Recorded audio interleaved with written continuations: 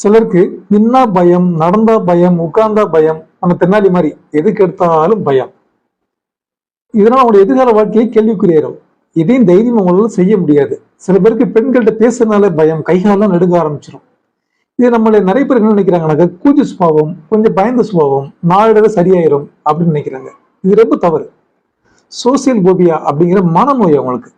இது ஆரம்பத்திலே நம்ம கண்டறிஞ்சு அதுக்கு உரிய ட்ரீட்மெண்ட் கொடுக்கல அப்படின்னா அவங்க எதிர்காலத்துல எதுவுமே செய்ய முடியாம அவங்களுடைய பயம், தாழ்வு மனப்பான்மை, இதனால எதிர்கால வாழ்க்கையை அவங்க கேள்விக்குறியாக்கிறாங்க.